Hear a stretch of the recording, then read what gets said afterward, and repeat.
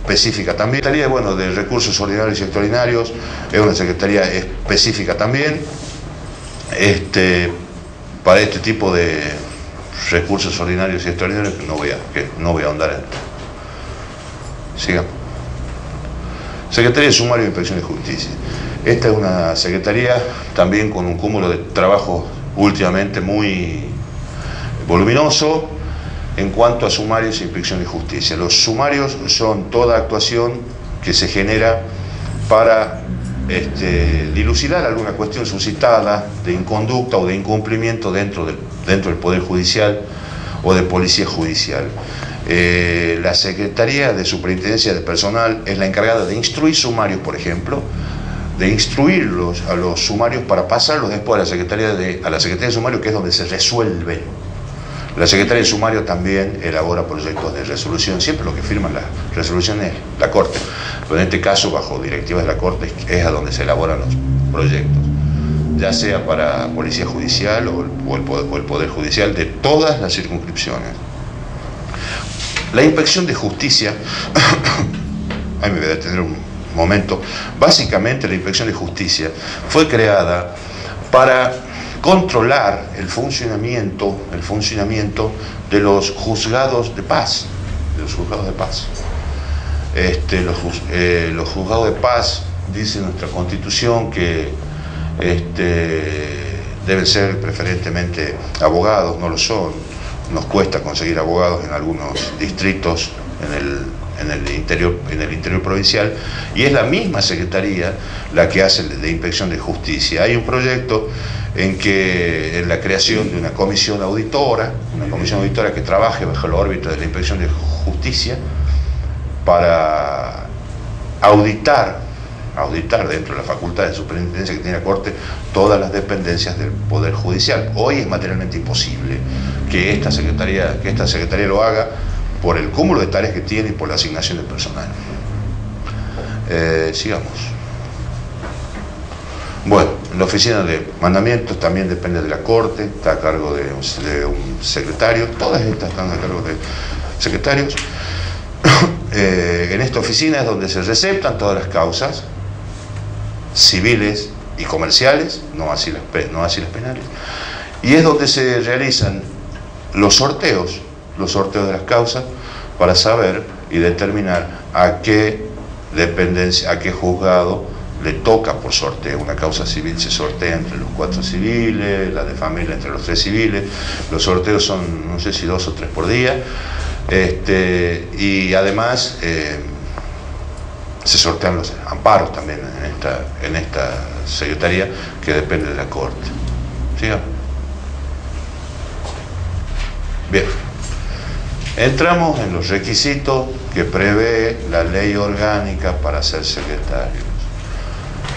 Ahí era lo que yo les venía anticipando, que la Corte de Justicia, inicialmente esta es una ley de vieja data, es una ley que estamos trabajando para reformarla, es una ley que ha sido, digamos, está muy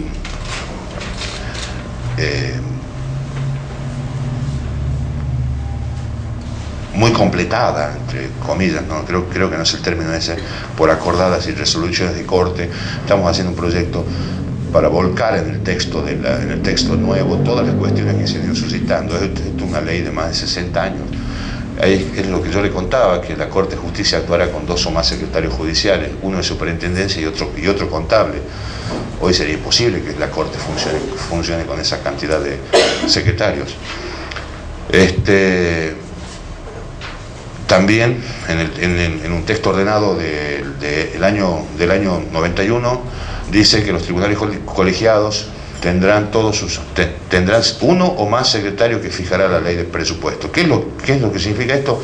Que inicialmente tienen uno, que por ley especial, como es la del presupuesto, se pueden crear más cargos.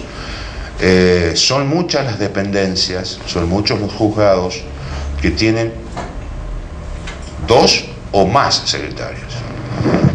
En cuanto al volumen de la tarea, hay algunas opiniones encontradas, en el sentido que por ahí es más importante de dotar de empleados y de equipamiento más que de secretarios. Y bueno, y esta Corte entiende que hay, digamos, algunas tareas, como las de relatores, los que elaboran proyectos de sentencia, que sí merecen, digamos, ser tenidos en cuenta en cuanto a que hay un cuello de botella en que podemos tener en una sola dependencia muchos empleados, muchas computadoras, muchos escritorios, pero el cuello de botella lo vamos a tener siempre en el juez, que es el que firma, porque es uno solo. El que dicta sentencia es uno solo, en el caso de los jueces. Es por ello que, reitero, hay dependencias que tienen 2, 3 secretarios y hay algunas que todavía siguen con 1. Caso de los fiscales de instrucción, que siguen con 1, los defensores penales no tienen secretario, los fiscales de cámara no tienen secretario, los fiscales de cámaras penales no tienen secretario, los fiscales de cámaras civiles sí tienen. Entonces, siempre uno, más si la ley de presupuesto así lo prevé, y obviamente que quien hace la ley, el proyecto del presupuesto es la Corte. Sigamos. Vamos a entrar con los requisitos. Con los requisitos para ser secretario, requisitos que están fijados en la ley orgánica. Sigamos. Mayoría de edad y ciudadanía en ejercicio. Bueno, 21 años y ciudadanía en ejercicio, es decir, residencia en el... 18. ¿Ah? 18. Siempre hay 18.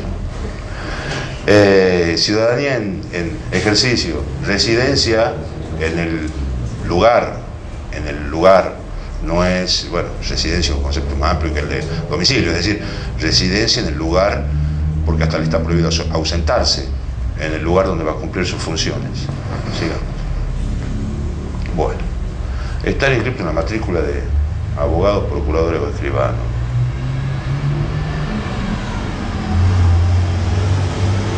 Contadores tenemos uno solo como secretario, en cargo del secretario.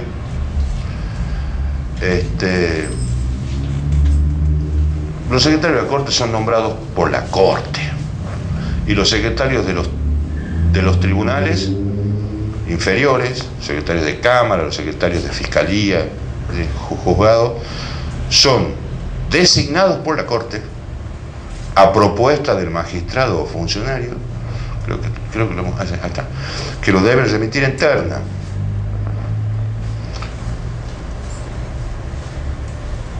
¿Por qué es esto? Porque recordemos que la Corte, al ser cabeza de poder, en su esfera de discrecionalidad, nombra a quien quiere, o a quien considera, nombra a quien quiere, sin dar explicación. El hecho del príncipe, ¿sí? Es decir, en estas cuestiones se le pide a los magistrados que remitan una terna, y de esa terna la Corte puede elegir, o puede elegir uno que esté fuera de la terna también. Tenga en cuenta que la ley orgánica dice proponer a los jueces o tribunales respectivos, no habla de fiscales o defensores, que son funcionarios que tienen acuerdo. Sin embargo, como buena práctica judicial, la Corte hasta ahora les ha dado el mismo trato que a los jueces o miembros de un tribunal, de poder remitir en terna a sus secretarios y elegir entre esa terna una buena práctica, digamos, una norma de buena práctica judicial, a pesar que la ley no lo prevé. Pero reitero, quien nombra a los secretarios es la Corte de Justicia, y presta el juramento también ante la presidencia de la Corte. ¿Alguna duda hasta ahí? No.